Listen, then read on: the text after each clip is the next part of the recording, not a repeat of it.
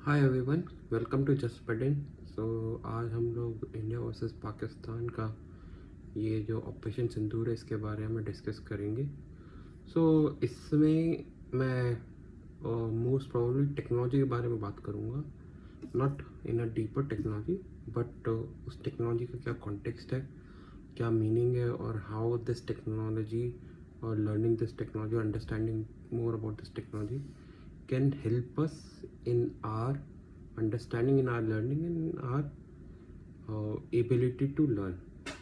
So, as you know, like in India and Pakistan war is being watched by across the world.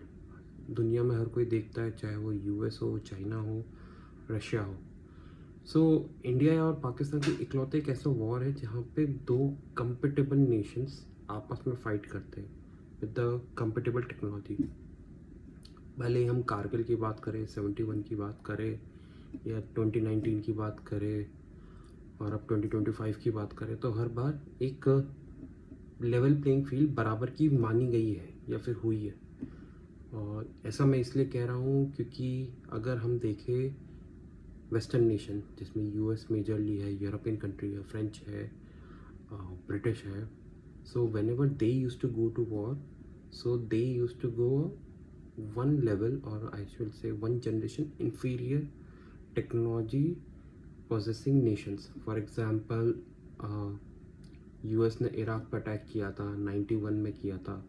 Then US went on a war with Afghanistan, then US went on a war with Iraq, and या US goes around multiple times.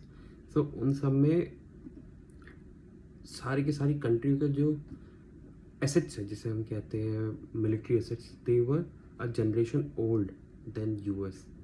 अगर US F-35, F-22 Raptor के साथ जा रहा है, या F-15 के साथ जा रहा है, या F-16 के साथ जा रहा है, तो जो उनके मेजरली रशियन से एयरक्राफ्ट थे, तो वो MiG-29 या वो भी पुराने ज़माने के 1980s के होते थे। तो वहाँ पे हमेशा ये दिखा है कि वेस्टर्न नेशन ने एक जनरेशन ओल्ड टेक्नोलॉजी के साथ बीट किया। Now again Russia. सो रशिया और यूक्रेन में भी स्टार्टिंग में कुछ ऐसा ही सिनेरियो था जहाँ पे Russia was fighting with the latest equipments, उन्हीं के थे, और यूक्रेन भी उन्हीं के इक्विपमेंट्स ले रहा था, मोर ऑन सोवियत साइड, जो 1980s और 90s के इक्विपमेंट्स थे। MiG-29 हुआ, ये सारे के सारे एयरक्राफ्ट्स हुए। So they were not posing the latest of the latest technology. The moment they came with those technology जो कि बहुत ज़्यादा भी नहीं थे, then Russia was facing fierce issue. Then उनके F-16 आई यूक्रेन में, कई सारी सैटेलाइटिक इमेजेस आई, यूक्रेन को प्रॉपर सपोर्ट मिला वेस्टर्न नेशन का। तब मेजर जो लॉसेस थे रशिया ने वो वहाँ पे फेस करे, जब लेवल प्लेइंग टेक्नोलॉजी बराबर, लेकिन तब भी बराबर नहीं थी। यूक्रेन के पास कोई आई थिंक पेटेंट कहते हैं, क्या कहते हैं, एयर डिफेंस सिस्टम, जो रशिया का S-400 की इक्वलेंट है, वो नहीं था। यूक्रेन के पास F-35 नहीं था, यूक्रेन के पास इनफैक्ट F-18 सुपर हॉर्नेट भी नहीं था। यूक्रेन को आई थिंक F-16 मिले थे, वो भी पोलैंड के या किसी और नेशन के, वो भी पुराने ही थे। So they were also not the latest. But in fact या चाइना के बारे में क्या बात करना, चाइना तो it never went on a war.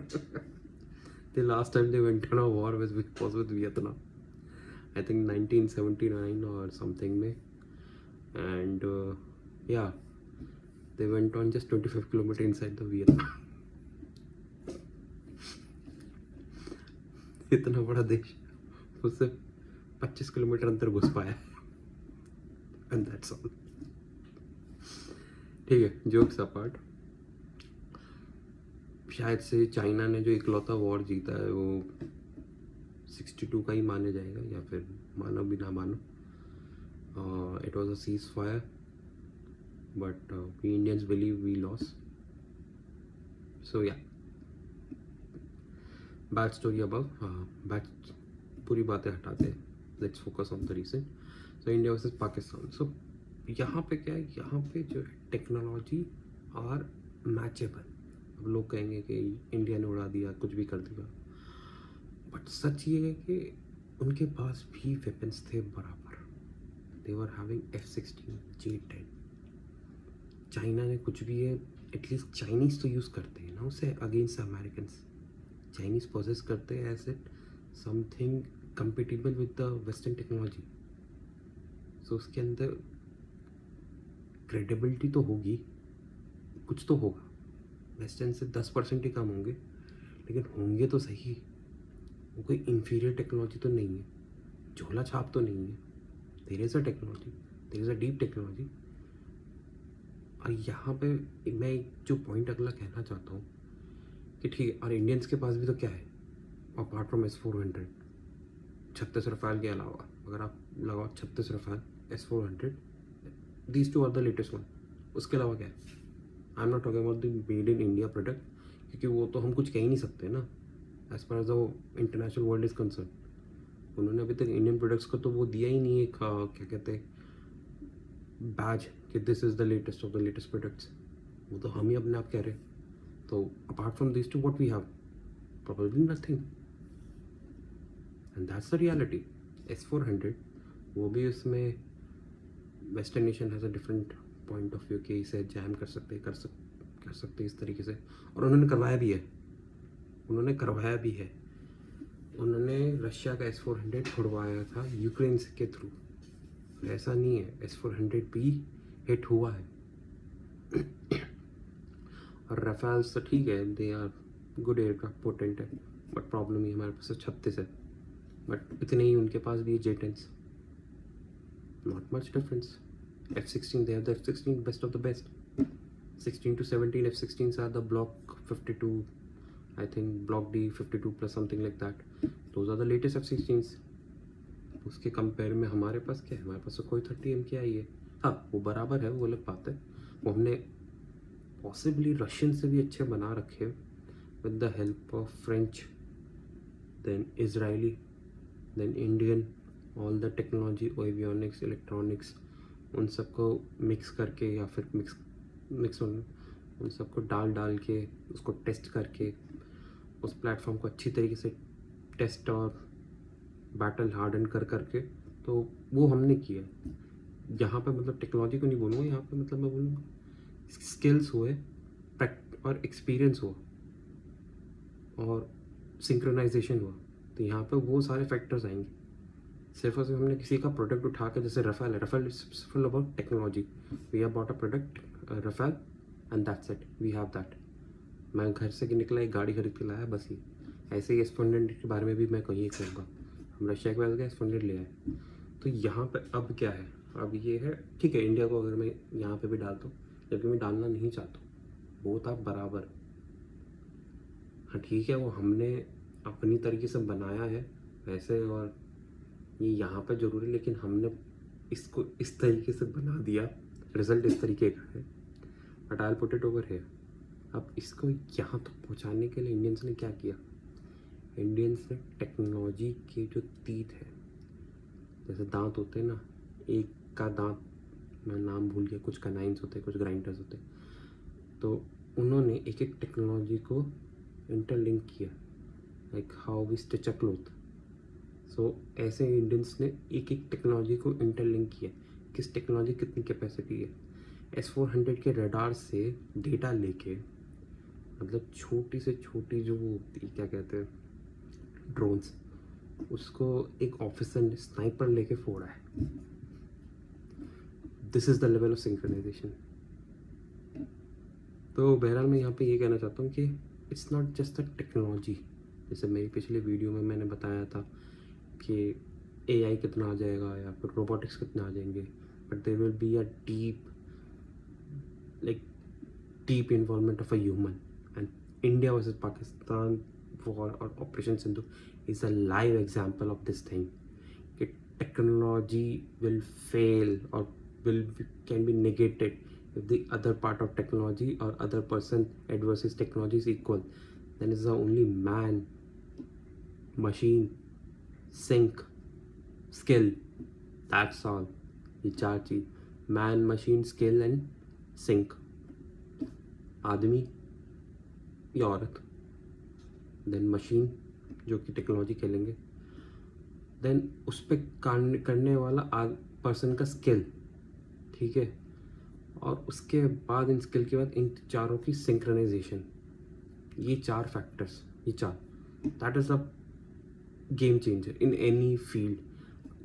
आप बिजनेस को ले लो, आप कंपनीज को ले लो, या आप किसी और जगह ले लो, किसी इंजीनियरिंग प्रोडक्ट्स में ले लो, या फिर आप इसमें ले लो, मशीन्स में, सॉरी, वॉर जोन में। India has shown that what we are capable of, not on basis of some random botted technology, but how our men, how our training is, and how our synchronization is. We have shown that particular capability. ये capability अब मैं ये बोलूँ कि किसी और देश के पास नहीं है, यूएस हुआ, यूरोप के पास, यूरोपियन कंट्रीज़ का काफ़ी अच्छी है, टू बी प्रिसाइज, ब्रिटेन हुआ, फ्रांस हुआ, जर्मनी हुआ, these three are one of the best countries in terms of showing these type of capabilities. In fact, France is one of the best, to be precise, France and Britain.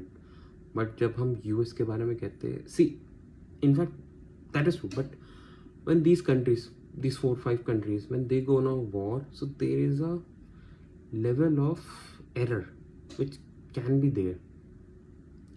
If you are fighting with one too many, एक aircraft 50 aircraft 10 aircraft से fight कर रहा है, but वो generation old है, but वहाँ पे आपका मार्जिन ऑफ एरर होता है। यहाँ पे आपके पास मार्जिन ऑफ एरर बिल्कुल नेक्स्ट टू ज़ीरो है, you are getting it, next to zero. अगर उसने उस पर हिट नहीं किया या फिर जैम नहीं किया था HQ9, वो एक ड्रोन तक कुछ भी था, we don't have that type of information, तो you blow up. That's what I am saying. Israel ने भी इतना अच्छा अचीवमेंट नहीं दिखा पाया था, जबकि इज़राइल एक जोग्राफिकली बहुत छोटा कंट्री है।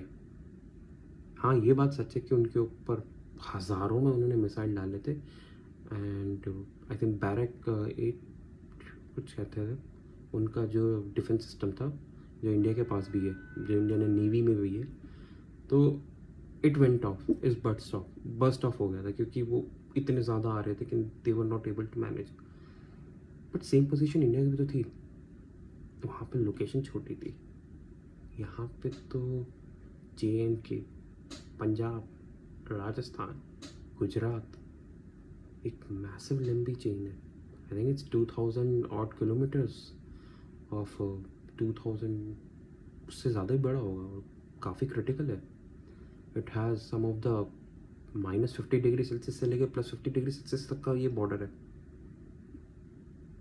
दिस इज़ द थिंग, मतलब एक ऐसा बॉर्डर जिस पे, अरे मेरे दिमाग में स्पॉन्टेनियसली आया है कि ये बॉर्डर इंडिया वर्सेस पाकिस्तान का, इस पे 80 डिग्रीज का डिफरेंस है। You are talking about somewhere which is -40 -50 Kargil Dras sector के अलावा जो सियाचिन सेक्टर है, वहाँ पे it is -50 degree Celsius, and we are coming back to in the, अभी तो अप्रैल मई चल रहा है, it's a deep hot summers over here, deep तो नहीं बोलना चाहिए, like hot summers, and over here +50 degrees Celsius temperature goes over there.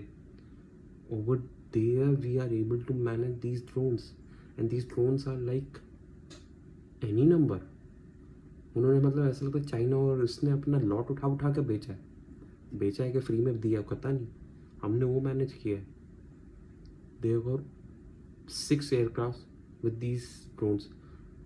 Now 6 aircrafts, drones कितने होंगे, इतने बड़े, I can come up in the screen, इतने बड़े, तो ऐसे कितने सारे हो सकते हैं भाई, एंड वो हमने मैनेज किए, हमने मतलब I won't say my word, वो इंडियंस ने मैनेज किए, इंडियन आर्मी या फिर इंडियन डिफेंस फोर्सेस ने मैनेज किए। और this is something we should discuss, this is something we should show to the world, और it's a big achievement, it's not a small achievement, and we should learn on this thing. And this particular thing, or this particular instant shows us or shows to the whole world कि भाई AI आ जाए, robotics आ जाए, खाना बनाने वाले robot आ जाए, वो चंपक आ जाए, चंपक चंपू, जो IPL में वो कुत्ता, रोबोटिक कुत्ता जो घूमता रहता है, वो आ जाए, but human won't go out, humans will be there, aircraft fly करेंगे इंसान के through, they won't go, drones ऐसे ही क्रैश होते चले जाएंगे। इंडिया ने MQ-9 था जो US से लिए, शायद 6 ले रखे हैं किराए पे किस पे, आई am not sure on that one, वो इंडिया ने छुए भी नहीं क्योंकि वो क्रैश हो सकते हैं। इंडिया ने राफेल, सुखोई, मिराजेस, MiG-29 वो भेजे हैं जानबूझ के, वो क्रैश भी हो सकते, ठीक है, उसको इंडिया की उसमें रखो, बॉर्डर इंडियन एयर स्पेस में, देन गो। या this we should have a understanding, in fact we should try to understand this as a, this shows us the future। मैं बचपन से एक बात बोलता था कि military technology is the future technology of which it's like the birthplace of the future technology of all other domains or industries, और जितने भी अलग इंडस्ट्रीज है वहाँ पे military technologies is the birth place of the future technology. कोई और technology तो होगी space technology, which is the birth place of future technology. हम कैसे जिएंगे, कैसे रहेंगे, ये मिलिट्री ऑफ, जो कहते हैं स्पेस टेक्नोलॉजी में जितने भी इन्वेंशंस होते हैं वो डिसाइड करते हैं। फॉर एग्जांपल इफ आई से इन World War I and II, वहाँ पे I think World War II, तो ये पैक्ड फूड का कंसेप्ट है ये World War II से आया था, क्योंकि आपको मिलिट्री में राशन देना होता था। तो दिस इज़, और आज इंडिया में तो चलो फिर भी हम इतना पैक नहीं खाते, बट वेस्टर्न नेशंस में packed food is like anything. Any developed nation you eat from the morning first day of your coffee till the, like जैसे रात को मैं दूध पीता हूँ, till the last meal of your milk or something like that, or you consume in the packed food।